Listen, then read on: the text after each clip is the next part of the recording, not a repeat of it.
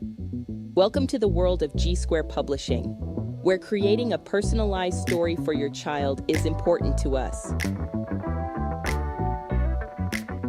All you have to do is email us at ceo@gsquare.org and someone from our team will contact you. Or just call 917-681-2810. It's that easy. Email us today. Why wait? The Beat 139 featuring Doc, Don Vito, and Keith Cash. Harlem's number one show. Yeah. What's up, y'all? How y'all doing? We back. Interview number 2. Like I told you, she been in the studio. She was watching. My man Sharif Johnson supporting each other. You know, this lady right here, right? So we had to get on the show. I mean, I'm going to keep it real because, yo, we went to this comedy show a little while back, like a week and a half, somewhere around there. Father's Day. Yeah, Father's Day. Father's Day comedy. Monique was funny, man. I mean, funny. And I'm a tough guy when it comes to laughing. I'm not one of them dudes that just laugh at anything. You got to be funny. Okay.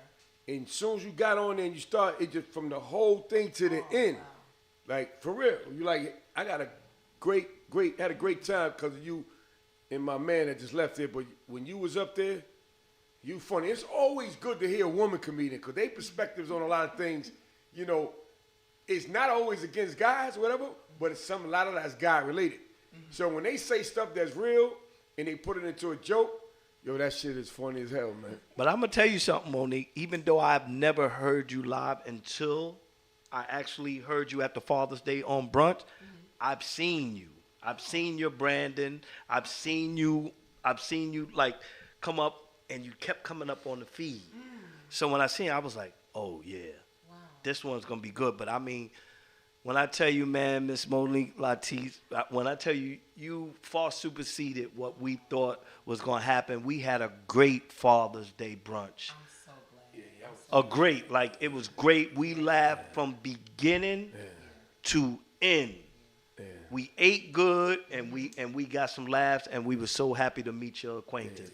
And we happy you down in this basement with us. He's today. like, yo, man, after a show, man, go get it. He said, yo, Vito said, go get him. Like, yeah. We couldn't get you to come to the show. Y'all had my attention. I don't know if y'all realize that because y'all were all these black men just looking good, sitting all the we was the drug dealers. It just caught my eye, and I was like, okay. It was a beautiful day, too. Like, for me, comedy is about, you know, I've been doing it so long where I just enjoy coming out. Like, I don't even get nervous anymore like I used to. I just love performing. Like, honestly, I do. When it's showtime, it's showtime. So. And you're a real comic, too, man. Like, you be saying stuff. That's why it's funny when you was up there, because you be saying stuff like relatable, but funny. Funny. And no cursing. Let's be clear what this comedy show was about. Yes. Vito, address those people on why we went to that comedy show and what the point was, like the no cursing. Yeah, the no cursing was something that was explained to us, and then there was a gospel event. So it was a bunch of Christians in there, or people who believed in God. So if you was in there, you came to get clean comedy. You know, clean, funny. I think it was a mixture, though. It was a mixture of some people. But at the end of the day, that I discovered 2 new comedians that I'm be watching, you know, throughout y'all duration in your career, and you know, and wish y'all well because, you know, you're funny. But you. Now, I think you was the only woman comedian that night. Was I? Yes. No, the other lady. She was the host. She was the host. She was the host. It was all men and you. Yeah. And how do you feel, before we get into the show, to be in a lineup with all men and you? Of course, it's a sweet spot. Okay. You know, because women bring something different to the table. So, you know, off the bat, I'm like, all right, all men and I'm the only woman. So I know I have to spin my comedy a certain way to, you know, to stand out. I mean, that's just, you know, the perfect opportunity to stand out. But I also like all women lineups. I like funny lineups. I like being with a lineup with nothing but hitters. I love a full strong comedy show because that's where you grow. Right. Okay. You know, that's where you grow. So I love to be challenged. Like I'm one of those comedians. You could put the heat on me, and I love it. Yeah. So, tell everybody where you from, and how was life growing up as a young Monique? I'm from Paterson, New Jersey. Okay. Well, Jersey in the building. Jersey heavy. Jersey heavy. Born and raised.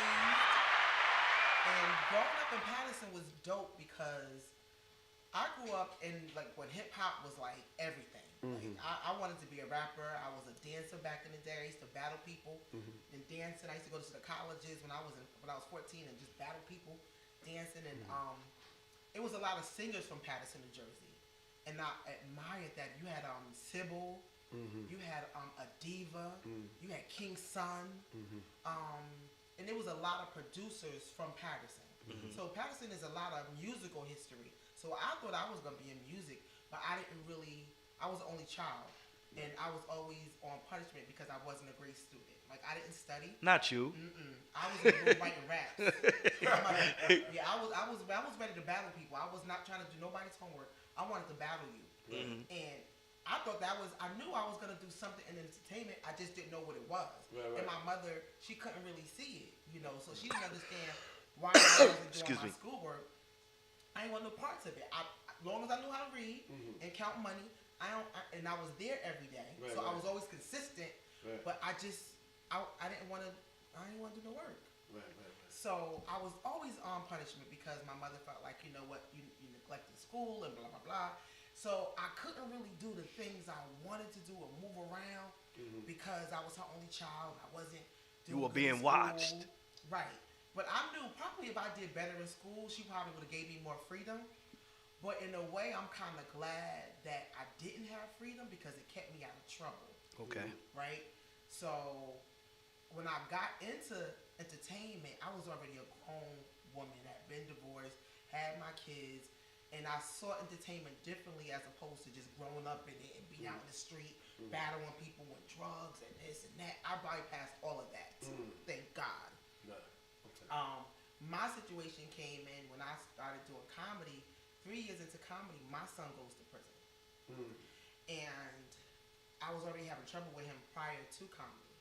Okay. So let me back up a little bit. So, because him and what was going on with my son kind of led me to comedy. He's in a gang or something? Well, we're not going to put that out there. Okay, we're not going to put that, the streets, we ain't going to put that out there. Okay. But I was having trouble with him from the beginning. And I was like, oh, God, I'm divorced, I'm blah, blah, blah. My job, I was working at a corporate job, and they were getting on my nerves. So it was a lot going on in my life at the time. So when comedy came to me, I was in a barbershop one day, and I would always go back and forth with the guys because I wore Caesar. My hair was like yelling. I love my hair like that. So I go in and get my buzz, and the guys, be like, why are you cutting your hair? And I'm like, well, why not? So we in here back and forth. So then one day I'm in the shower. It's the true story. I'm in the shower and I'm crying. I'm like, God, my son acting up. My job act like, because I didn't have a college education, but my job, I moved up the ladder in my job. Right. But, I'm still a black woman. And black women in corporate got to go above and beyond. Correct. Whereas, a white woman can just, come in with her degree and she, get promoted and, whatever. Black women got to, even when you come in with a degree, you got to go above and beyond just to stay, on top of things. So I was like breaking my neck at my job. Number one, because I didn't have a degree. Number two, I needed to feed my children. And number four, that's just the way I What happened to number three? What did I say? Okay, number one, I didn't have a degree. Number two, I needed to feed my children. Number three, I just realized it just gave me consistent. It just made me a consistent person, which helped in my comedy. Right. So my son was, giving me trouble, and I'm in the bathroom and I'm praying. I'm like, God, what's going on with me? My life is crazy right now. I'm like, yo, I want to go to sleep, and I didn't want to commit suicide, but I didn't really feel like I had a need to just live. I felt like nothing was working for you. And I was just like, you could just put me to sleep and I'm good. And I got a call. As soon as I said that prayer, I got a call. And the guy was like, yo, I'm doing a comedy show and I want you to be on a comedy show. And I'm like, for what? He's like, cuz you funny, you be in the barbershop making us laugh. You should try to be on the show. I'm like, I'm good. That's not my thing. I I ain't never said I want to be a comedian. I've always been a talker. Can always run my mouth and always been slick. And always knew how to carry myself with crowds. But comedy was never, I mean, I didn't see people in comedy and like, I want to do that, I want to do that. I didn't even really follow comedy. You didn't even watch it? Not really. I didn't start studying it until after. Because I wanted to know what I was doing. I mean, of course, you know Eddie Murphy, you know Moms Mabley. I was a big Cabernet fan. Oh, I love me some Cabernet. And Lucille Ball. Lucille Ball. Oh, I love Lucille. Lucy and Ricky Ricardo. Yes. Oh, my God. I love Lucy. Yeah. Oh, my gosh. I love them. And I like the fact that they were married and working together. And then they was divorced and still working together. Like, Desi Arnaz was a beast. He was a beast. Yes, and she did not let it phase her. Like, you couldn't even tell that they weren't together. So anyway, I said, you know what, let me go talk to my pastor because I was on the choir at the time. I went to go talk to my pastor and he was like, yeah, you should try comedy. So I was like, why? I was so confused as to why this guy was trying to introduce me to comedy. I didn't want no parts of it. So what happened was it just resonated in my brain. You know how you see somebody, like say if you see a woman, right? You ain't thinking about nobody, but it's something about this woman that you can't get it off of your butt. Like, that's how comedy was with me. Like, I couldn't shake it. I would wake up in the middle of the night crying. Because I see myself on stage. And then I'm trying to figure out how I'm going to be. Because I knew. I said, if I do this, I'm going to go crazy. I'm going to go hard. I knew that. Because that's how I was at work. So I knew my work ethic was like that. But I was like, I got the kids. You know, my son getting in trouble. You know. So I wrote a letter to God. And I said, God, if I do this, I need you to cover my children. Because they were teenagers at the time, young. And I said, and if I do this, I need you to make me one of the top female comedians in the game. Wow. I didn't know what I was saying. But I knew I didn't want to be dabbling with it. I didn't want to be average. If I was going to sacrifice my family, I needed something from it. And I needed to be clear. Right. So I started. So I didn't know anybody in comedy. I didn't know nobody in comedy. I didn't know who called, nothing. So here I am. So the comedy show that I was supposed to do, shout out to Ryan Thompson, that was canceled. So now I just got this on my brain, how I'm going to make it work, how I'm going to do this. And I'm like, where do I go? So my daughter looked up, because my daughter said I kept talking about it every day now. Because once you give me something, I'm going to be on it. I'm like, I have an addictive personality. That's why I got to be careful with men. But that's a different conversation. Back to business. So now, you know, I'm thinking about this comedy thing, and I'm visualizing myself on stage. So my daughter found an open mic for me. So I went to the open mic, and I'm shaking. Go to this open mic in Bloomfield, New Jersey. It was a long list like Sharif was talking about, and I was number, I think maybe 15 too. All white guys, and I was at the bottom. Wow. But there were two black women, I'll never forget, 15 years ago, there were two black women at the bar.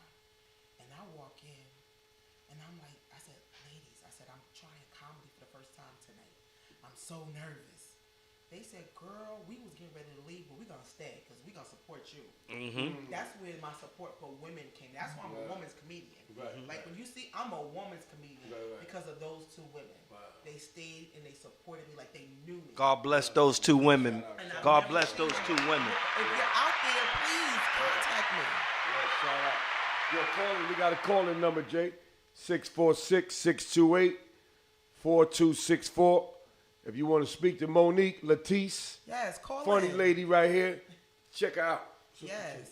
So, they bought me a Long Island iced tea. And I don't know if y'all ever had those. Of course. Oh, baby. Come on, Long Island. Man, let me get a sip of this. Yeah, Long Island. Act like it. Stories about the Long Island. I do too. So they bought me a Long Island iced tea, and I went up, and I forgot what I said, but the crowd went crazy. All white crowd went crazy. And I was shocked. Like, it scared me like this. Because I knew what it was. Like, I said, this is getting ready to be crazy. I knew what it was. And I said, all right, I'm going to come back next week to the open mic. So I came back, signed my name up. The crowd's still going crazy. So I said to my oldest daughter, I said, come with me and just sit in the back of the room and just watch the crowd. Because I have a tendency, I'm a Leo, we exaggerate sometimes. No. Leo, what? Leo No. exaggerated. Yes. It'd be a little man that tried to get us. We'd be like, it was a big man. Man, listen. Leo's gonna make the story sound real good. Yeah. So I didn't want to be exaggerating what I was feeling because I couldn't even explain it. So I told my daughter, I said, come, sit in the back of the room and watch the crowd, and then you tell me what the deal is. Right. So I get up again, third time. My daughter watching everything. So after I perform, my daughter looks at me. She was about 16 at the time. She said, "Ma, this is it." And I was like, at 16? She knew. That's she a lot for a 16-year-old to know comedy. I wasn't happy though, because I knew I was gonna have to go full throttle, and I didn't have any connections. Right.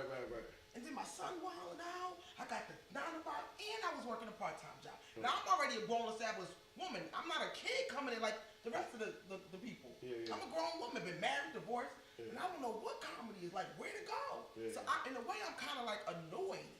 I'm like, man. You had the connections. You was God-fearing woman. You started out. You was God-fearing. That's how you got. No. So okay. You talked to God. That was a connection. Yes, I wrote a letter. I still have the letter to today. That's the best connection. So on my third time going to this open mic, this guy says to me, he was sitting in the corner. I didn't even know he was there. You never know who's watching you. Because it was a black guy in the corner. He said, come here. He said, I've been watching you every week. He said, don't come back to this open mic. He said, you got it. He said, you a star. Go to New York. Find your open mic in New York and start making your connections. So where you was in Jersey at that time? I was in Jersey in Bloomfield. Okay. At an open mic, because it's no longer there. And he caught me, and he said, go to New York now and start making your, because I didn't even know what steps to take, where to go. Yeah. So he said, go to New York. He called somebody, John Lasseter, on the phone. John doesn't remember this, but he said, hey, this is my girl Monique Latise. Look out for her. But him and I never connected. And that's kind of how I feel like my career has always been. It's like I come this close to connections and then it drops. This close to connections and it not like. So anyway, so I go to New York. Now this is the craziest story ever. Me and my daughter go to an open mic in New York at Broadway Comedy Club. I got there a little early because I'm like that. I get there early. There was a security guard in there, and he was like, what are you doing here? Because they real nasty at comedy club. Like, I don't know if y'all ever been. We go, but we don't go. We don't get that part of it. Yeah, comedy is a dirty, nasty industry. He said, what do you want? I said, listen, I'm a comedian because I'm a Leo too. So I got I'm a comedian even though I just started. I said, I'm here for a show. He was like, well, the show's not starting until 6 and it's 4. So I was like, well, let me just hang out. He was like, no, you got to go outside. So now I'm outside. I'm pissed. I done took the bus. I ain't take the bus in years. I got my daughter with me. So I'm outside going off. Like, I can't believe this. And blah, blah, blah, blah, blah. So this white guy comes out. And this is my story. He's smoking a cigarette. So I'm going up. He said, hey. He said, what's going on? I said, that guy in there kicked me out. I'm a comedian. He said, you are? I said, yeah. He said, why don't you try out for the Beverly Bonner show inside? That's what I'm doing. I said, okay. So he takes me inside. Did you have an idea who Beverly Bonner was? No. Rest in peace, Beverly Bonner. I had no idea. But I walked past the security guard, and he was getting ready to stop me until he saw I was with this guy. And I gave him a dirty look. And then me and my daughter walked in, and this is crazy. I had a bag with me. And I like my notebook and all my notes. So Beverly Bonner was a mean old black lady comedian sitting back in the club doing auditions. Have you heard her? Of course I did. Oh my God, you That's did? why I asked. That's why I asked you. Did you know who she was? God, let me tell you something. You shouldn't have said that. That blessed my heart. So she says, "Who's next?" Right? So the guy said, the Italian guy, Monique Latise. She has an audition with you now. I didn't. So she said, "Come over here." So I go up to her and I'm like, "Hi." She says, "Where's your headshots?" Thank God I had a big baby picture of myself in my bag. My mother had just gave me a big size, so I was like, that was your headshot. Yeah, because I'm like, headshot? What? So I said, oh, I got a headshot. So I pulled out the baby picture. She said, bitch, you a genius. You a genius. I said, and she was like, I love you. You the funniest. And she thought that was the funniest. She thought that headshot, that baby picture, she said, bitch, you are funny. And I was like, oh my God. So that was my first, like, somebody said I'm funny. So anyway, I rocked with her I wasn't doing comedy. I would drive every day. I would drive across the George Washington Bridge with no money. No gas money, no toll, no nothing. No driver's license? I had my license. Yeah, she had that. I had that. But I was like, God, I'm going to trust you. I'm going to trust you. So I rocked with her for a year. Then finally, because I used to hate going to the Broadway Comedy Club. I never could find a part. So finally I said to her, I was like, listen, I'm a stand-up comedian. I love the improv. It's cute. But I want to start doing stand-up. But the improv got me ready for the stage. It got me, made some connections. So what's your difference? That's what I was going to ask you to explain to our audience. So improv is like, let's say we bring up a topic. All right, Monique, you are a minister. We're gonna act like we're in church. So now I jump into character. You don't, and it's nothing that's scripted. I mean, scripted or planned. I just jump into the character, and you guys are the congregation, and we do a whole thing. That's improv. Okay. So I did that for a year, and it teaches you quick on your feet. Mm-hmm. It introduces you to the crowd, and it kind of gets you just used to being on stage. And Beverly Bonner was, she was a big deal, and she had connections. That was my connection to the Broadway Comedy Club. Because remember, I didn't know where to go, who to go. Right. So I said, Miss Bonner, I can't come over to. I sent her an email. I said, I can't come to New York no more. I need to start getting on stages. She says, so she emailed me back. She says, we're gonna do a show, and I'm gonna let you headline. Now, mind you, she didn't know I had just started because I told her I'm a comedian. Yeah, you are. Right? And she said that you were the funniest. Yeah. So she said, good. She said, you're gonna headline in this thing. Bring all your family out. I done put my foot in my mouth. I invited all my family members, and I sent them all a text individually. You ain't gotta come to my show. If you're gonna be judging me, because I was scared. I was fucking out. I didn't really want them to come. I was. They said, "Girl, shut up. We coming." So they came anyway, but I gave them an attitude because I had just started, and this lady had me headlining. Yeah. And I was like, the headline is serious. Yeah, I was like, y'all ain't gotta come. I was sabotaging everything. So they was like, girl, shut up. We coming anyway. You doing something like this, we gonna come see this shit. Mm-hmm. So she let me headline, and they was like, yeah, you born for this. Mm-hmm. I didn't know what I was talking about. I was just on stage talking, and they was like, yeah, this is you. So I made a lot of connections. Then that was like my introduction to comedy, and it just snowballed into what it is today. Now the rough side came in because 3 years into comedy, my son goes to prison, and I was so broken. I was so mad every time somebody, because the minute I started comedy, people were booking me from the day one. Oh, you're a comedian? I'm gonna book you for this. I'm gonna book you for that. So from day one, I was being booked, and I used to hate it because I felt like, let me grow and learn before y'all start paying me. Right. But they would give me like $100 here, $100 there, come do this. And I used to be like, I did so many birthday parties in my day. But now I'm glad because that's what makes me strong. Yeah, you honed your skills. But I didn't understand why the comedians weren't booking me, and I was doing private gigs. But the private gigs is where you learn how to do an hour. Right. So when the comedians caught on to me, I was already, as what they would say, a monster. Yeah, you see. You feel me? Polish. Yeah. But when my son went to prison, it devastated me because I was a single mom. I had no money to get him out. It was his first charge. He was facing 20 years. He got 7. And, the whole prison life, going down there and solitary confinement and this and that, it broke me. And if I can be honest, comedy is what saved me. It saved me. I don't know what I would be doing if it wasn't comedy. I would let to release. It made me a monster. That was the thing. So remember when I wrote the prayer? And I said, protect my children. All of my son's friends were dying and get like shot and things were happening to them. And him being in prison became my testimony. In my comedy, like my first couple of years, I came up with these prison jokes and that women could relate to. That's how it really started. So people started paying attention, and people would come to me after the show, thank you. My son is in prison. My husband is in prison. My daughter's in prison. I had a whole set on prison, being a prison mom. It was crazy. It was my experience going down to the prison, seeing my son in the big room with all the fine guys. Like, that was new to me. The jail call, the big T-shirts, because I got a big old butt, the big T-shirt they would put on. She need a 5X, not even a 6X. Anything I wore down to see my son, they'd be like, she need a T-shirt. And, you know, so it became my set. That's how I started growing into writing material. Oh, so they don't want you to walk around with your butt out. No. Even though this is the way I'm shaped. Right. And then you can't hide it. Yeah. But every time I would go visit my son, they would put this 20X T-shirt on me, and I would walk into the prison room with all these fine men with this big old T-shirt on, looking stupid, waving to the guys, because I didn't know. I didn't know you ain't supposed to really speak to nobody when you. My son be like, yo, why are you looking at them? And I'm like, am I supposed to sit here in front of you and look at you for 2 hours? Yeah, I know what you look like. Right. Yeah. And then, you know, I remember the first time I went and I hugged him, gave him because he gave me trouble his whole life. So me and him can't be around each other too long.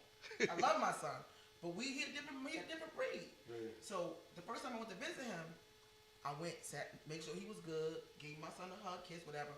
I was like, all right, guard, you can let me out. They was like, girl, you got another 3 hours. I said, well, who? Yeah, I can't sit here with him for 3. Ain't no way. I said, ain't no way. So I didn't visit him a lot because I didn't want to be doing this. I had nothing to say. Because all he was asking me was, what's good? I'm your mother. I don't even know what to tell you. I'm dating somebody. I don't know what to say. What's happening in the street? I'm not in the street. I'm not. What the niggas doing on the block? I don't know. Like, and that's how our relationship went. And I said, I gotta start talking to him, you know, having different conversations. But that's all he wanted to know was what's good. Right. I'm like, nah, this ain't no work. 3 hours. Did he know that he was a part of your comedy? He was told. Because what happened was, I started doing this show out of Newark, and it was a bunch of rappers, you know, that life. So a lot of them was incarcerated with him. Because one day I went to go visit him. He was like, yeah, I heard you in these streets. I said, excuse me? I said, pardon me? Yeah. He said, nah, with that comedy, that laughing stuff. I was like, yeah. He was like, yeah, my man's told me. And I was like, yeah. Is your only son? Mm-hmm. Firstborn? No, he's the middle. He's the middle. And, you know, he's always been a rough dude. You know, he's a sweet guy. Yeah. I love my son. Love you, son. Yeah. He's the first to make me a grandmother. He out? Okay, say no more. But he's grown now. Yeah, I got you. So how's that grandma life? I love it. Yeah, I know you do. God. How old's your grandbaby? Grandmotherhood makes me sexy. I'm sexier. It just gives me a different level of confidence. It's like I can officially say I ain't got time for games. You ain't got time? I meet a guy. I ain't got time for games. I'm a whole grandmother in these streets. You know what I'm saying? I done did it all. I done did the kids. Now I'm a grandma. Yeah. So look, this is my part of life, and I'm gonna live it that way. And I want to enjoy. Like I am about. I'm in such a soft girl era that it's shocking to me because when you've been a single mom, you go through a divorce, and you gotta figure out your way. So let me back up to the comedy. Right? Bring it back. I opened up the first black comedy club in New Jersey. Oh, you did say you owned the comedy club. Yes. Yes. And the reason Hold up. She said that. Yep. Definitely told her, man. I missed that part. 22. Okay. See, there's so much to my story. We got time. Nah, come on, nah. We rocking with you. So my son, he gets locked up, right? And he gets sentenced in 2015. 2015, I started, you know, really, really getting on my grind. I signed up for a Showtime at the Apollo, 2018. Stood online 12 hours. I made it. 12 hours online in Harlem. I made it to the second round. It was so dope. My whole family was there. The crowd was, you know, Apollo. But I made it top 3. That's unheard of for a comedian. Comedians don't even normally go after nothing like that at the Showtime Amateur Night at the Apollo. Because I had already been doing comedy, but I wanted to challenge myself. I wanted to see if I could turn some boos into some yays and applause. Apollo's known for being a tough crowd. Right. So the first round, I come in 3rd place. I said, whoa, I just made it. Second round, I forgot I was at the Apollo. I was warming up the crowd. Apollo, how y'all doing? They said, girl, boo. They booed me so bad that the Sandman didn't even want to come out. Like, he was on the side of the stage, like, get off the stage. It was crazy. Right. Capone was the host, and he was looking at me like, what the freak? It was crazy. My family was there. They had the cameras on. Everybody in Patterson was there supporting me live. The whole boo was caught live. And I started yelling, turn the cameras off. They was... they love that. It was wild. And I was hurt that night. I was hurt. that bull. But it made me even hungrier. I said, they got me messed up. They got me real messed up. I'm her. Oh, they got me I am her. I'm a Leo. I started writing, like really tightening up my material. And I write backwards. I'll say something on stage, and then I'll go home and I'll write it down. So I don't write and then perform it. I perform and then write. This is one of the first times I've ever heard a comedian said that they write. Have you ever heard a comedian say they write? When I say I write, I build. Okay, so what it's called is a build. So there's a So let's say I take the premise with. I like to talk about dating and guys. Like that's my thing. So I have to expand it. So that's why I go in like when you guys saw me, I talk about I like guys with big stomachs. Right, and then I have to go into a whole bit with that. So I dated a guy. Remember the joke I had with the CPAP? You know, he stopped breathing. I thought he was in hospice. That's a true story. So I take bits and pieces of true stories and make it a joke. And I just make sure that I have to write it down because when it's time for the special, I know what jokes I'm gonna like. Right now, I'm auditioning for America's Got Talent for the 4th time. So I'm looking at my book like, all right, what jokes am I gonna use for that? Yes. Yeah. It's my 4th time. Okay, hold up. That's all right. Yeah. What do they do? They audition. So they do it online. So they do. It's in California, right? Right, but they do online auditions. The first audition I was there, in New York. The last 3 times it was online. The last 2 times they called me back. So they know me. They called me back like right after the audition. So you say online, you got to send a video in. You can send the video in, or you can put your camera up and, hey, my name is Monique. Oh, right there. I'm on an audition, and yeah. So I gotta pick certain jokes that's gonna resonate with a wide audience. Right. So my audition is July 11th. So I'm trying to decide what kind of material I want to use for this because I need to get on that stage. So how long would your audition? How long is the audition? 90 seconds. 90 seconds. All right. Yeah. That's quick. So I got booed the second round, and then Bob Sutner. Shout out to Bob Sutner. He's the creator for Def Comedy Jam. I know him. Right. The light skinned dude. Yes. Yeah. So he called me a year later to do. He started with Russell Simmons. Right. Yeah, I had a meeting with him like a couple years ago. Cause I was gonna do something with him. Me and a couple dudes, we were gonna do something with him. Cause he got something new he wanted to do. You must know what I'm talking about. Where he want to get all new comedians. Did he tell you about that? I think it's kind of what he does. Being that he was with Russell and he created Def Comedy Jam, he want to recreate it, right? Because and bring all new comedians. Because he feel like Bill Bellamy and Dave Chappelle and all these other guys are on their way out. They made their name. He want to bring new talent to make their name. Yeah, I know. Matter of fact, I got his number in my phone. Yeah, so he booked me for the Apollo. You live in Jersey? They have an Apollo Club. It's called the Apollo Club. Right. And they do comedy shows. So he booked me for that. So when he called me, I was like, you do know I got booed at the Apollo, right? I just want to make sure. I didn't want no misunderstanding. Like you think you going and then time to go, you're not going. Yeah. So that was a whole big deal. I was able to redeem myself. But right after that, I opened up the first black comedy club in New Jersey. And the reason I did this is very important. It was in Center City Mall, February 1st, 2020. Do you know the significance of that day? No, man. It was 16 days before the pandemic. So at my grand opening, I had 600 people at my grand opening. I had the mayor, the governor. It was a big ribbon cutting event. I took all the money that I saved doing comedy for the last 10 years, all cash, all my money, and opened up this spot by myself. I was a sole business owner. And then the pandemic comes. So I stayed open a year and had to shut my business down. But the reason I opened up this business because I still felt like I didn't have the plug. And I wanted to be the plug.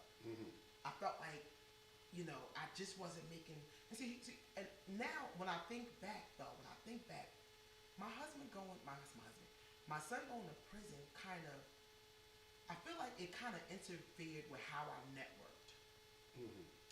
Because I was very like when you're a prison mom, it's like you move a little differently than a regular mom. I don't know if that makes sense. Go keep going. Because there's a lot going on, You're an active prison mom. Yes. So I felt like I didn't network with the people like I should have. I created everything that I was on. I used to have my own comedy shows. I used to do my own specials. I mean, I created everything by myself because I didn't know how to tell people what I wanted. Because I felt like I didn't want to. I don't know if I didn't really want something to pop because my son was in prep. I'm not even really sure what it was, but I just created everything myself, like, you know. And I would get mad, like I kind of wanted someone to come and rescue me, if that makes sense, from what I was doing. Who? I don't know. I wanted someone to say, like, if I was on a show with like Tiffany Haddish, I wanted her to say, "I see what you're doing. You're dope.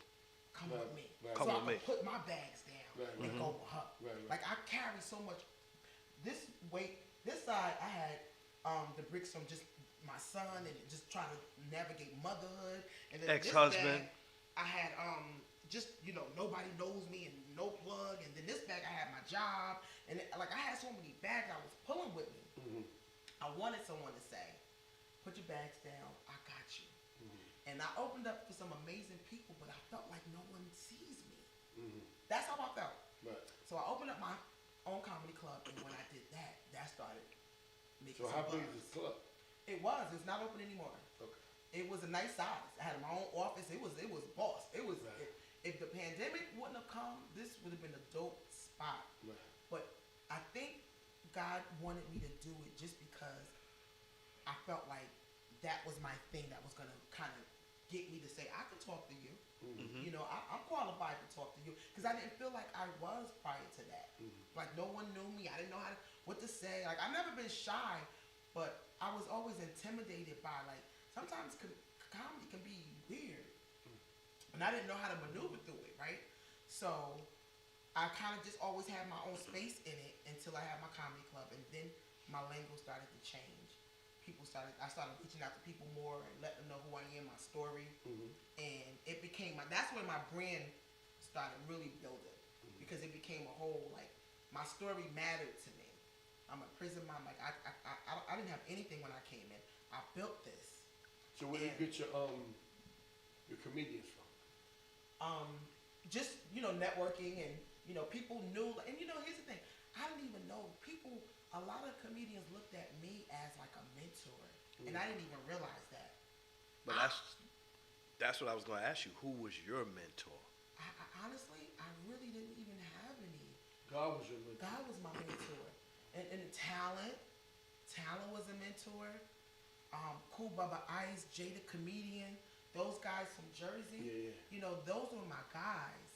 You know, and as I, you know, moved around a little bit to New York, you know, Smokey, JP Justice, Woo, you know, then it started to expand. Kenny Woo, Smokey, that's the homies right there. Yeah, so I started to get like little bits and pieces from everyone, and but for a while, like, it was just like me and God, like, what do I do next? Where do I go next? So the comedy club was really, because everybody knew I had a comedy club, so they'll be like, you the one that had the comedy club. So that was like my way of really being introduced to comedy. And then one night I had a show.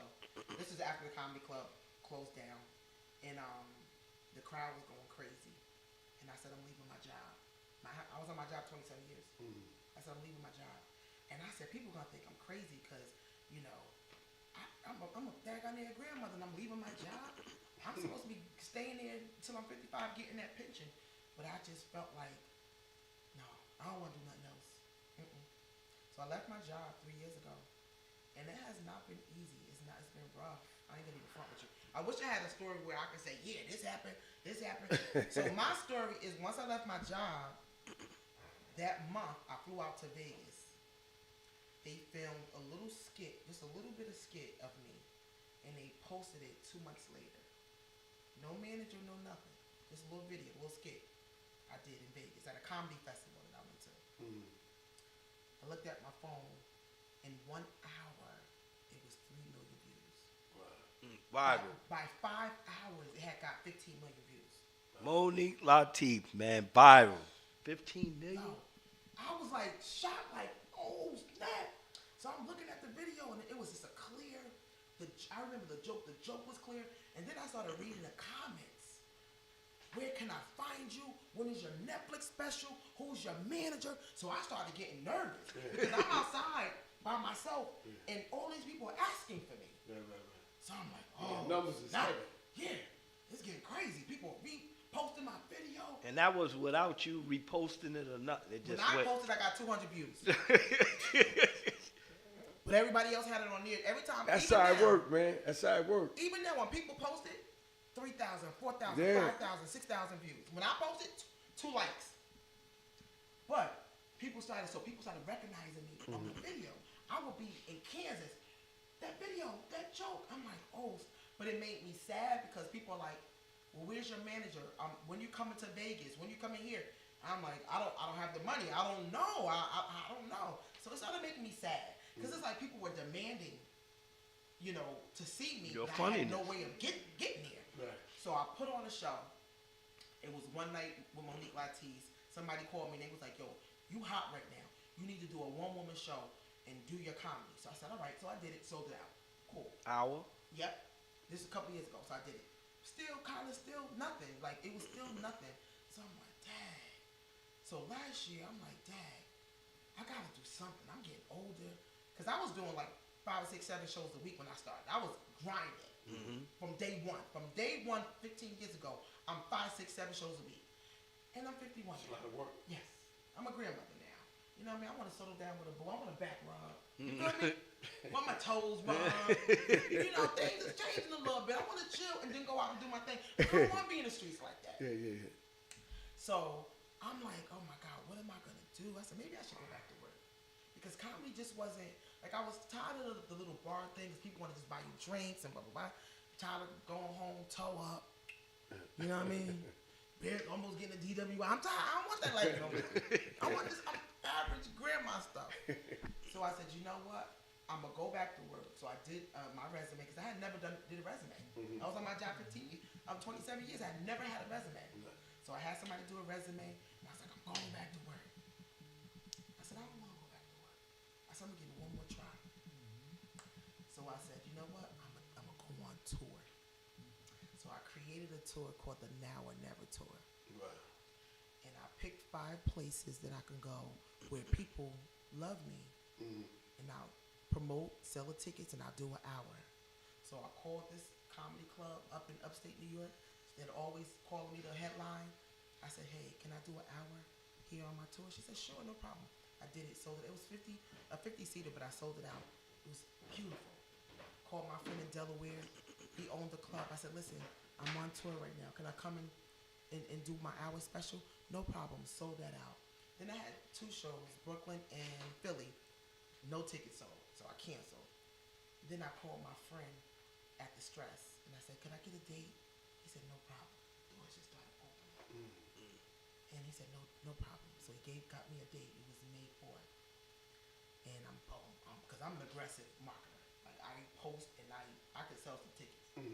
So I'm grinding. I'm going crazy. I texted people. I said, how many tickets did I sell? It was like, around 150. I said, I really needed a sold out show because I got to pay my rent. I ain't got no, this is it. So I get to the day of the show. I'm in a green room. People are texting me like, yo, there's no seats out here. This shit sold out. What's no seats? How many tickets? 300. 300? Okay. And the people are still trying to get in. They had to shut the door down. So I'm like, so I go out to the stage. They standing ovation coming out. I did my hour and 6 minutes. Standing ovation. I said, oh my God. It just blew me away. So anyway, the next day I was like, yeah, I hit them up. I said, yeah, I sold y'all out. I said, let me get another date in September. Because now, I'm feeling myself. I sold y'all out now. They never called me back. They never replied. So I'm like, dang, that still ain't enough. So I'm like, no, I'll give them a couple more minutes before. Because dates fill up quick with me. So I'm like, I'm trying to get this date in September. So, I can sell it out again. They never called me back. And then last week, they called me. It's the first time in 15 years that a well-known comedy club called me, and I don't have to produce the show. Right. They're booking me. That's the first time in my life. Right. So they said, listen. All right, cool. Yes. So So did you go celebrate after that? Yep, because I eat wings, so I celebrate. Wings. Yes. So the show was this Friday. Is at the Stress Factory Comedy Club, backed by popular demand. I was just there a month ago. Is this Friday, 2 shows. But I get people in my inbox like, yo, you gonna do the same jokes? Let me tell you something about Monique Latise. You can see me 5 times. Right. And every time is gonna be different. Same material, right, but the way I spin it, from even the sound of my voice, is never gonna be the same type of material. Right. Always the same concept, but never the same. But if you guys are watching and you guys are in New York tomorrow, I'm also headlining and I may be jumping ahead. I'm sorry. No, do you think? Let them know. I'm headlining at the West Side Comedy Club, and it's actually I headline all the time, but headlining on a show is different than headlining your own show. Being a closer is different than headlining your own show. Like, a closer is a person who goes last on a lineup. So you can have 5 other comedians and you go last. That's a closer. Yeah. The headliner is when people come to see you, and you're the only one on the show. There's no feature. There's no this. There's no that. So tomorrow, I'm headlining at the West Side Comedy Club in the Village tomorrow. So the tickets are still on sale. We got less than 24 hours. So I need y'all to come through, because it's gonna make, I'm not from New York. I'm a Jersey girl, but I'm a tri-state area girl. Mm-hmm. Yeah, it is, and you're well known, so they gotta pull up. Yes. But I need you to let them know exactly where they need to come to. We don't want to leave nothing open for the people. We want to know exactly where they have to come to cop those tickets. So you can go to the West Side Comedy Club for June 26th. West Side Comedy Club, June 26th. You can come down to the Village. I'm sure it's going to be some tickets at the door. The show is 7 p.m. You can go to my Instagram, at Monique Latise, on Facebook, Instagram, and the link is in the bio for tomorrow. And if you're in Jersey or you want to come across the bridge, Friday, we got 2 shows. I'm headlining 2 shows at the Stress Factory Comedy Club. It's June 27th. You got a 7 p.m. show and a 9:30 show. And I'm doing an hour. I got my boy hosting. I got a feature, and then I'm taking it home. Where's that at? That's in New Brunswick. And you can go to the web. You can go to Stress Factory Comedy Club, or you can go to my website. Monique Latise on Instagram or Facebook, and it's in my bio. Okay. So how did you get the call for the show in Harlem? Oh, who called me for that? I think Nicole from Rich Experience called me. Mm-hmm. Yep. Oh, is that the one you're talking about? Yeah, the one that we went to. Yeah, so Nicole. Yeah, Nicole. So I'm there a lot at the Comedy in Harlem. Shout out to Jamie and Nikki, the owners of Comedy in Harlem. I'm there a lot. Matter of fact, I had my birthday. I got my birthday party coming up. I need y'all there. Oh, August 2nd. Let us know. Oh, that's my mother's birthday. God bless her. Oh, yeah, she's a Leo. August 2nd. Okay. She got a nice personality. Yes. Yes. Good people. But August 2nd, my birthday's August 1st, so make sure y'all bring gifts. I like gifts. You like gifts? Yes. Yes, I do. But so I'm always there. They show me a lot of love. And they keep me in the loop, and I'm very thankful for them. I mean, I've gotten so many gigs. How long they been there? They've been there, I think, a year there. Yeah, it was new when we met them. They told us that it was new, but it was something else. What was it? I'm not sure what that was, but they had another spot that was by the FDR. So they've been there for a while. Mm-hmm. Yeah. Shout out to Comedy in Harlem. So they got 2 locations or one? One. Mm-hmm. Okay. So they close up one day. Yeah, close up one day. Mm-hmm. Okay. So Patterson.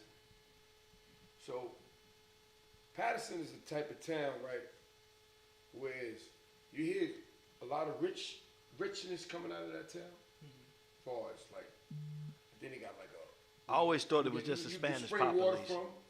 It's a place. It's a park over there. Waterfall. You got a waterfall over there. I didn't know that. Waterfall. That's what Dante lived.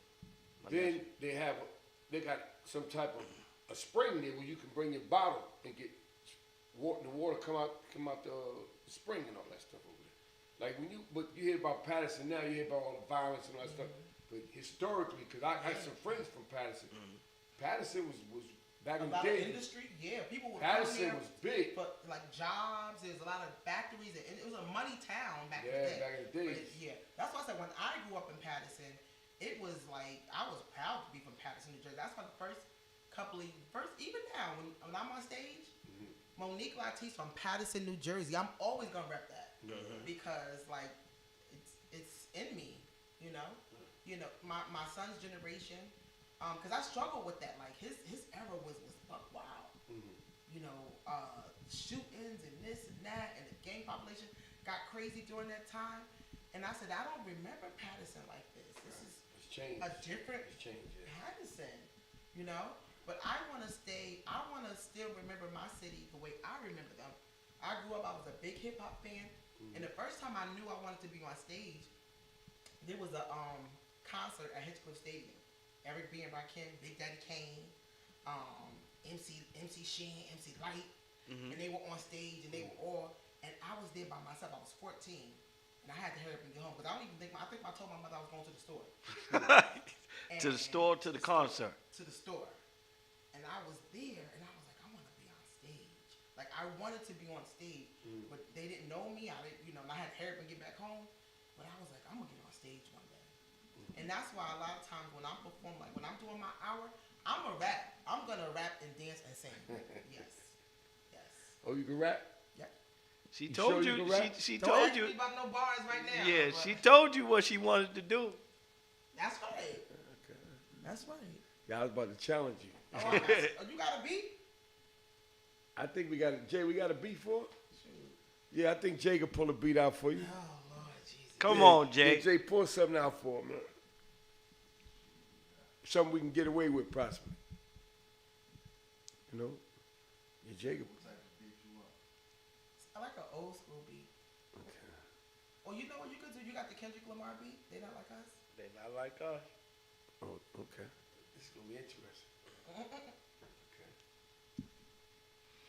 Jay will pull something up. So when you get on stage, is a lot of your jokes like male bashing? No. I love men. I love y'all.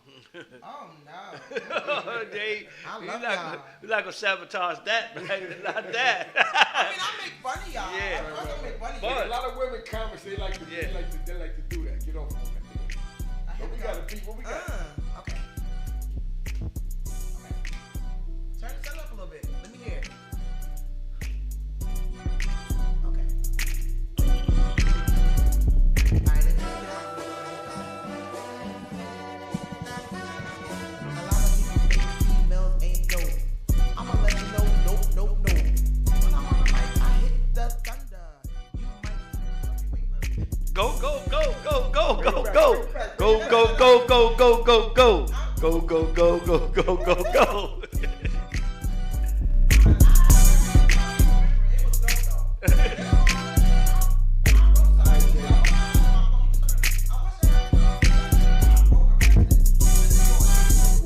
We good, Jay.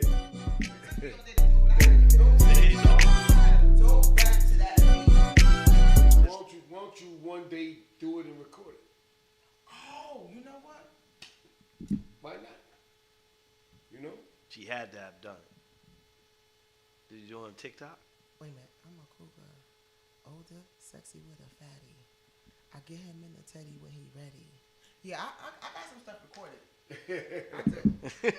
Y'all into y'all, we waiting. Keep on hear that. Keep. You into hip hop too? What? Love it. Grew up You on too? it. Yeah. What's that? Are you into hip hop? I'm from the birth of hip hop. I mean the actual birth, when they was plugging into the street lamps and all that. When it was just, we was outside just partying. Yeah. See that? I mean, that gives I'm you from that 100%. Like when we was just out, it was a thing where we were just outside partying. It wasn't. They didn't even have the technique turntable. People used to use like their own Record players. Yeah. And all that. We were just partying, and then dudes started using 2 record players. Then it turned into the technique turntables, and then we start coming outside, stealing the power from the street lamps and putting it in the parks, and then just kept going. So the history of hip hop is really what keeps me encouraged with comedy, because back in the day you had to be dope, right? And then when people saw how dope you were, what did they do? They come to you. Yeah. They come to you. Mm-hmm.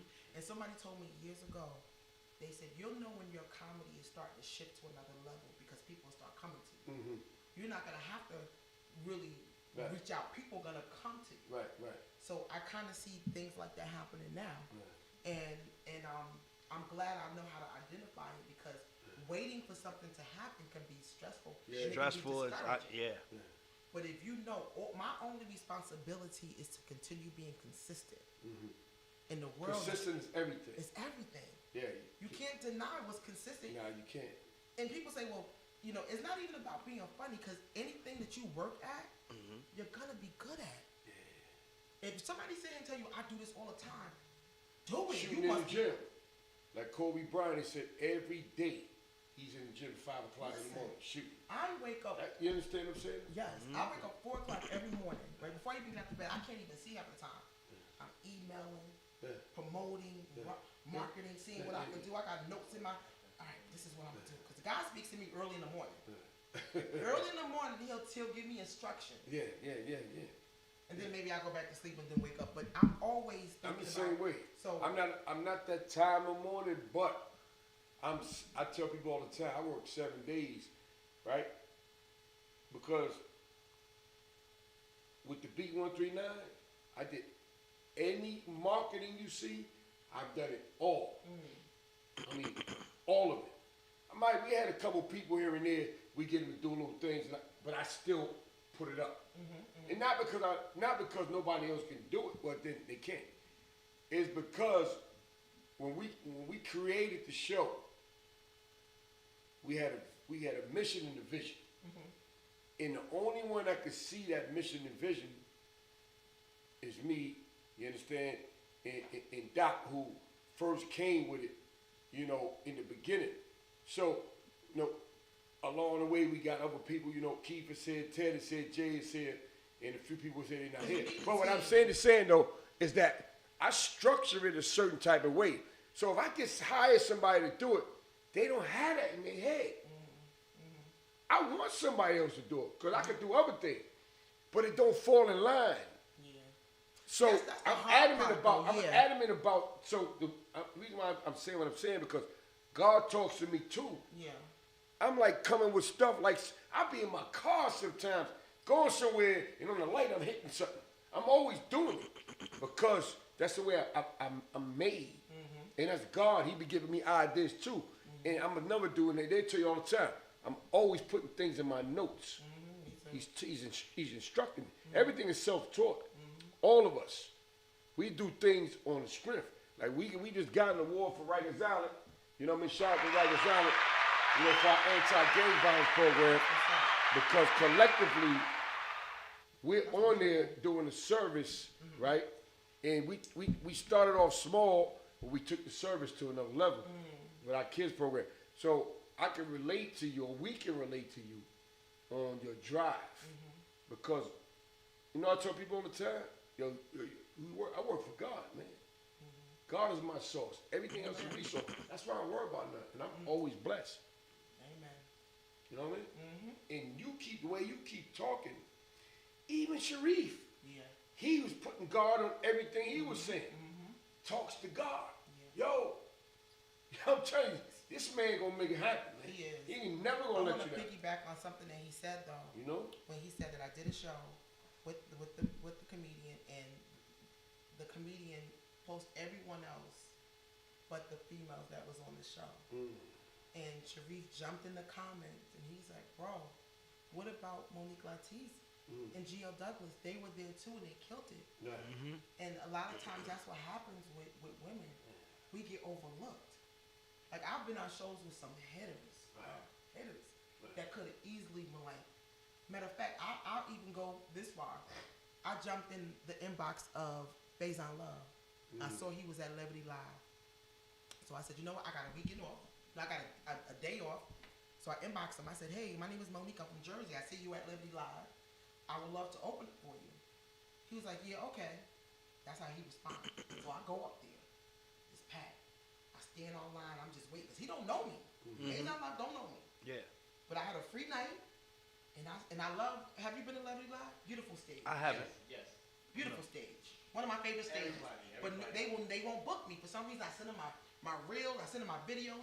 They never call me back. So what I do is I'll try to open up for somebody. Since y'all don't want to, I'll open up for somebody. So I go to the Face I Love show.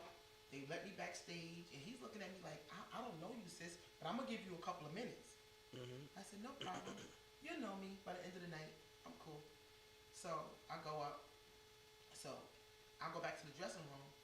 He was like, okay. You want to do the next show? I said I could do it because he had 2 that night and then 1 Saturday and 1 Sunday. I said I could do tonight. I can't do tomorrow because I'm headlining tomorrow, but I can come back on Sunday. You see? So he looking at me like, all right. Yeah. So I go to my show that Saturday, come back that Sunday. I was dressed to the nines. I was getting 5 minutes. Yeah. I was gonna tit up 5 minutes up. You goddamn right. So this boy came up to me after the show. So what I do is I'm very strategic. After the show at a major club like that, if I'm only getting 5 minutes, I stand at the tip of the door where people are going out because I want to get their feedback. Yeah. What do they think? Are they gonna walk past me? Or are they gonna say, "Girl, you did your thing"? Yeah. Mike Epps had a show there. He got on the comedian, the audience so bad they threw a chair. Oh Lord. Yeah, it was crazy. Like a brawl. Oh, Mike Epps. Wow, Everybody really? did some more. I didn't hear about that. DC Young Fly, all of them. That really nice. So I stood at the tip of the door, and everybody that walked past me was like, "You need the headline. You need the headline. We here. Where Faison at? I'm calling him right now. Faison, put that girl on all your shows. Don't do another show without that girl." So I'm like, he about to take me on tour. I'm calming down. I'm like, okay, Monique, stay cool. So I go backstage, and I'm thinking like, I'm in here, because his best friend was like, yo, don't do another show without her. Right. So I'm like, man, he gave me money. Now, normally when you do an open thing like that, you don't get paid. He blessed me. And I was like, thank you. So I'm like, gave him my number. So we took a picture. I inboxed him the next day. It's me. Yeah. You know, thank you. Not a thank you. Not a boo. Not a bye. Not a nothing. I was so brokenhearted. And then all last year that kept happening to me. I would open up for major people, and people would be like, and they wouldn't even text. And I would literally text them, "Hi, thank you for letting me be on the show. You know, remember me if you come back to Jersey." And You know why that is, right? Because you outdid them. Because you outdid them. 5 minutes? Because you outdid them. That's why they don't want to have you on there. Because they want to be. They didn't know you were going to be that good, right? But you were so good, you was better. You can't even say thank you though, honestly. Yeah, that's some sucker shit. Nah, you fuel. Yeah, that's some sucker shit. There's somebody in there that says, this is where she's gonna get her fuel from. They already know. A comedian, like, you know when somebody's funny, right? Right or wrong. You know you're not funny, he's funny. You know. Yeah. They're comedians, they've been doing it long enough. Like you said, his boy, because he's not a comedian, but that's his boy, he said, her, don't do not one other show without her. I was so brokenhearted. But the dude didn't do it because she's funnier than them. I had an artist, Sebastian, from LA. I think I told you the story. You know, Universal flew him in. We stayed at the Doubletree downtown, 46th Street, 47th Street. I said, yeah, good, about to get dead. Universal Records, about to get dead. They paid for the flights. Same thing. Room, we good. We performing at the Spotlight. Now you got a dude from 112, you know, the skinny dude performing. You got Homegirl or Kiki Wyatt. You got big acts, man. Slim, performing. Kiki Wyatt. You understand what I'm saying? And he was supposed to go first. You know when you singing before the show to check the mic, the sound and all that. They heard Homeboy. They said, "Shorty going last." He was like, "Me? He's scared now." What do you mean I'm going last? He gonna be the closer. He ain't got no deal, but he nice. He was nervous. Choke. But once he did that, he ain't get no traction with them after that. Because he outdid the people who got the deals, who've been out there already. No one knows this guy. But he had girls coming to the stage. He's getting down on his knee. I said, go ahead, get him, nigga. He's coming down on his knees. He's doing all this here. Yes. The girl is falling out. Ooh. My little man. And he's a young kid. Yes. Old women was running to the stage. Mm-hmm. Same thing. Yeah. Because I said, maybe I'm hallucinating. I said to God, I said, maybe I'm hallucinating. Maybe I'm delusional. Because the people at the shows is like, oh my God, where are you next? Follow me. And blah, blah, blah, blah, blah. But it's like, I could be on a show with major headliners, and they'll tell me to my ear, oh, you did good. Yeah. And then, so, I just like, why you think good equates to more props from more these people? shows. Nah. You gonna grind for your own, just like you started your own comedy show. You started your own comedy show for a reason. Like there's other comedy shows, other comedy clubs out. You started it for a reason because guess what? You had to do it your way. You worked for 20-something years and you said, yo, I'm done. Everything you gonna do, you gonna get it on your own.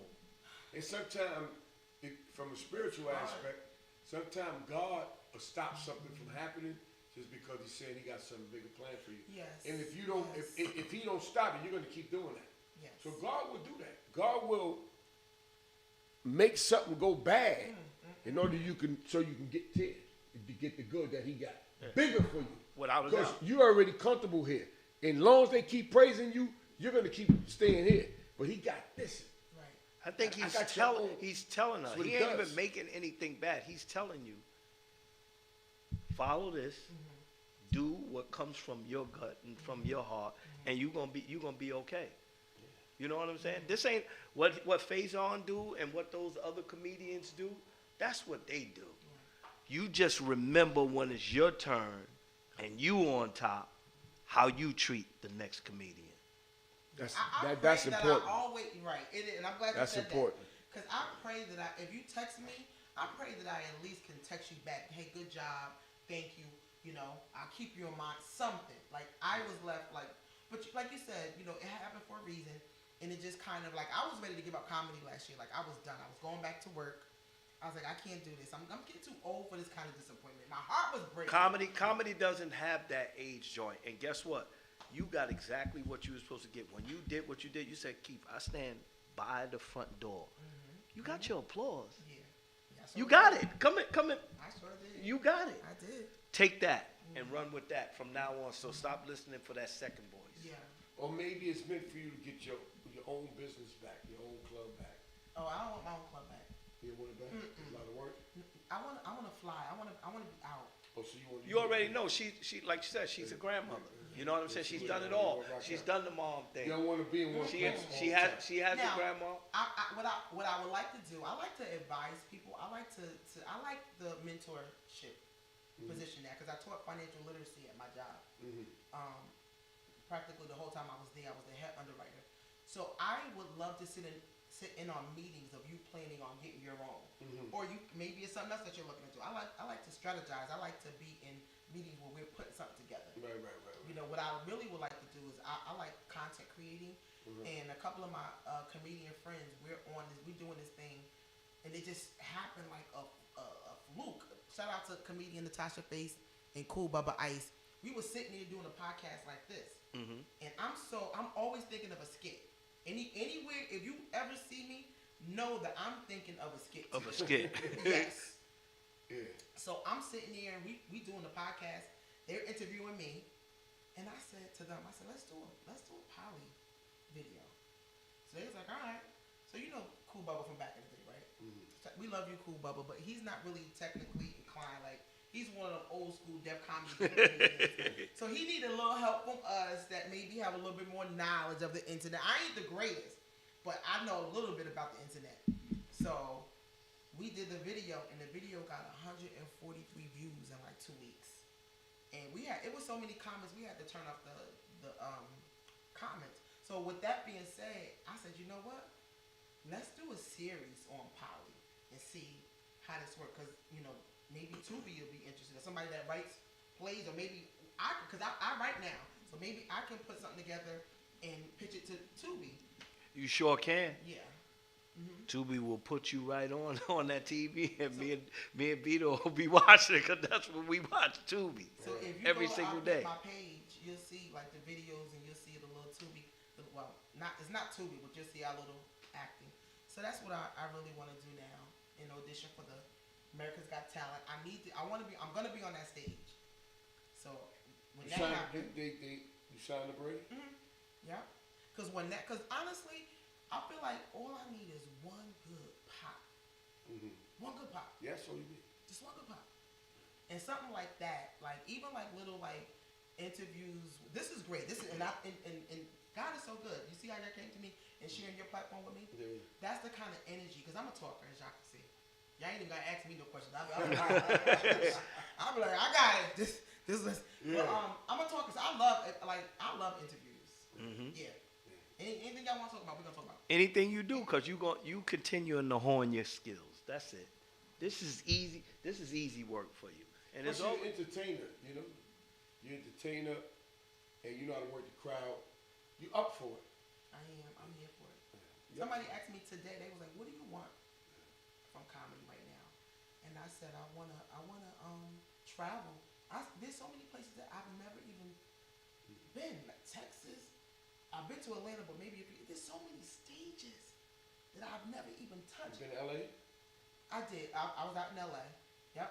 But there's so many places I've never been. Like I wanna be these places. So they said, "You sure you want that? Trust me, I want that." So anything outside of here is where you're gonna live at. Yeah, you know what I'm saying? They love us. Yeah, you're gonna live. They love our culture. Don't be afraid, man, to go out that way and work your way back in. yeah. Because once you start getting that fettuccine, once you start getting that bread, now you could actually expand the way you want to expand, and you could actually do things the way you want to do. You'd be like, you know what? I don't want to do 5. I don't want to do 10 shows a week. I want to do 5 big shows. I don't even have the bread right now, and I don't want to do it. I want to do 2 big shows a weekend, because I exude a lot of energy on stage, right?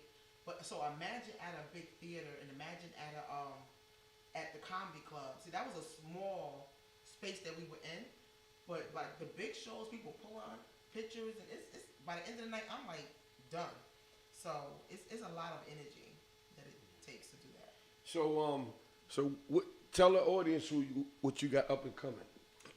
So up and coming, like I said, I have my 2 shows that I'm headlining tomorrow and Friday at the West Side Comedy Club tomorrow, and the Stress Factory Comedy Club in New Jersey on Friday. And I'm in the process of writing a book, the Now or Never book. And I am setting up a date so I could take my special so we can shop it around to like Netflix or, maybe Amazon Prime. I'm not sure what we're going to do with it, but I'm going to get a polished set on wax, and we're going to shop that around. Yeah. No more saying maybe. You're going to shop it at Amazon. You're going to shop it at Tubi. You're going to shop it at Miramax. That's what we're going to do. We're going to think this thing into fruition. We're going to make this thing happen. Let's go. I'm with it. Thank you. So can you tell everybody your social media links before you go? Sure. Monique Latise on all platforms. Monique Latise on all platforms. I look good. You damn sure do. Monique is live, y'all. Hey, Monique, before you go, can you tell them what's the #1 Harlem podcast show? The Beat 139. There you go. Get it And right. we go to Beat 139. We got Monique Latise in the building. Monique Latise, y'all. Don Vito and Keith Cash.